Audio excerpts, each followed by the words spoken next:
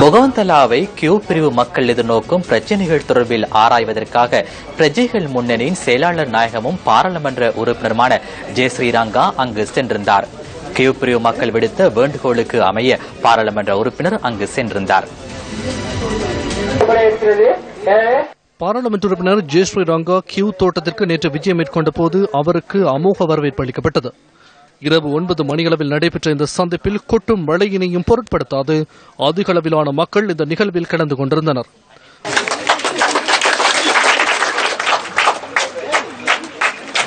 அந்த பகுதியில் நிலவுகின்ற பிரச்சினைகள் குறித்து பாராளுமன்ற உறுப்பினர் கேட்டறிந்து கொண்டதோடு அவர்கள் எதிர்நோக்குகின்ற பிரச்சினைகள் குறித்து தெளிவுபடுத்தினார்கள்.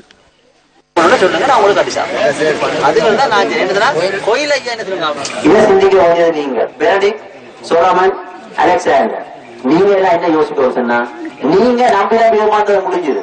அரசியல்ல பாராளுமன்றம் மாத்திரம் போறது இல்ல வேலை. மலையகத்துல ஒரு மாற்றம் வரும். ஒரு மகாத்மா காந்தியாவோட இந்தியாவுக்கு விடுதலையை கொண்டு ஒரு நெல்சன் மண்டலவால ஆப்பிரிக்காவுக்கு ஒரு விடுதலையை கொண்டு நீங்க ஒவ்வொருத்தருல ஒரு 5 பேர் வரைக்கும் நான் இப்படி மலையகத்துல எந்த ஊரை மாற்றப்பட யோசிங்க. நாளைக்கு மலையகம் மாறும். இனி எப்படி கூட பேர பிள்ளைகள் இந்த லயத்துல இருந்து போறதை விட சிந்தி மலையகத்துல ஒரு மாற்றம் வரும். அந்த மாற்றத்துக்கு ரங்கா தனியா கைதட்டி செய்கிறார். நீங்க எல்லாரும் சேர்ந்து கைதட்டுவோம். தமது பிரச்சனைகள் குறித்து கவனம் செலுத்தி அதனை தீர்த்து வைக்கும் பாராளுமன்ற உறுப்பினருக்கு கியூ பிரிவு தோட்ட மக்கள் நன்றி தெரிவித்தனர். இந்த நேரத்தில் இவ்வளவு நேரத்தை படி இருக்க மாட்டாங்க. நான் முதலே சொல்லியிருந்தோம். நானும் என்னோட மச்ச ஒருத்தரும் காய்ச்சிக்கிட்டு இருந்தோம். வருவாங்க, ஒரு 5 நிமிஷம் நடப்பாங்க.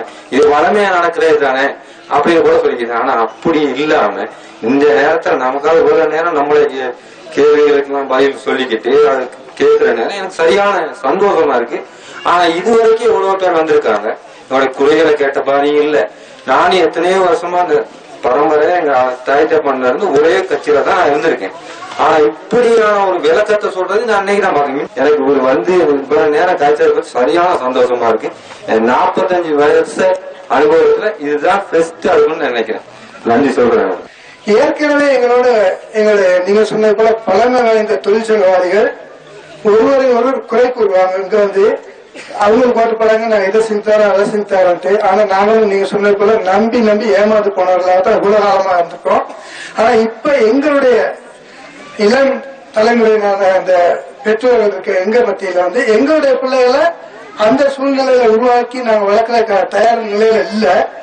ஆனா எங்களை ஏமாத்துற அரசியல்வாதிகளுக்கு நாங்க பாடம் படிச்சு கொடுக்கிற ஒரே நோக்கத்தோட தான் நல்ல ஒரு அரசியல்வாதியை எதிர்பார்த்துக்கிட்டு இருந்தோம். கூடிய விரைவில் எங்களுடைய தீரத்தை திருப்பிங்க நம்பிக்கையில இந்த நாளையில இந்த ராத்திரியில உங்களுக்கு நாங்க எதிர்பார்த்திருந்தோம். அது ஒண்ணுதான் எங்களுக்கு தேவையான இருந்துச்சு.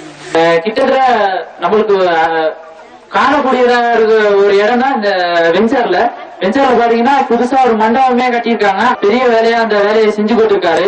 அது வேலை பூர்த்தியான நிலையில இருக்கு. நீங்க ரோட்ல போறப்ப கூட காணக்கூடியதா இருக்கும். எங்களுக்கு கல்வி நடவடிக்கையில முதல் உதாரணமா இருக்கணும்ட்டு சொன்னதுக்கு மிக்க நன்றி.